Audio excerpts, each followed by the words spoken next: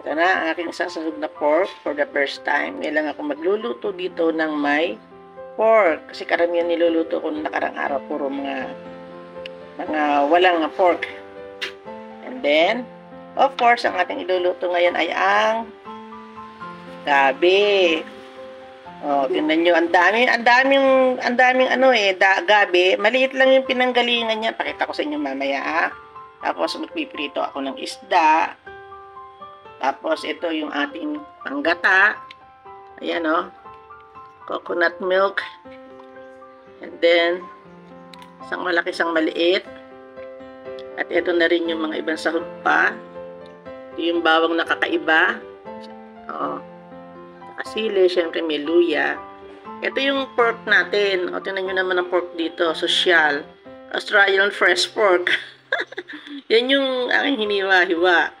At nakita nyo naman tong gabi. O, ito o. Taro leaves. Diba? Taro leaves. Pero ang pinanggalingan niya, itong paprasong to, hindi ko lang kasi na video kanina, nakasilid siya rito. Ang liit-liit. Ganon lang siya. Ganyan siya. Tapos nung mahimay nga, hinimay ko ng isa-isa na ganito. Ayan. Dumami. At saka tuyong-tuyo talaga siya.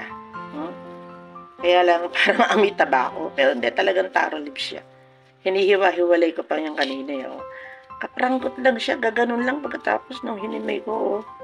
Sealed na sealed. Parang vacuum, ipinepress ganon.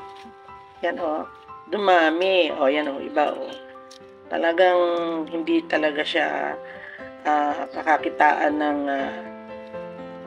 kada kasariwa. Talagang tuyong-tuyo. So, siguro masarap to. So, magpuproceed na ako at akin ang lulutuin ang ating menu ngayong araw na to dito sa kusina ni Ese.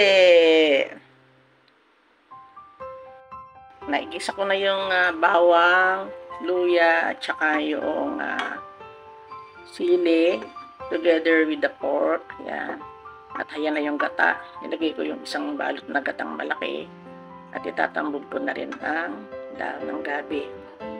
Sarap magluto rito kasi yung gabi nila, yung gata nila talagang purong gata talaga. Yan parang gatas na halos. Na yung dahon ng gabi. Titingnan ko kung talagang kulang siya sa gata pa rin. Lalagay ko pa tong isang maliit na gata rito. Yan.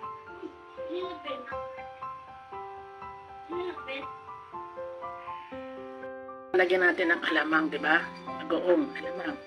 Barya Fiesta. Yun. Lagyan na natin siya.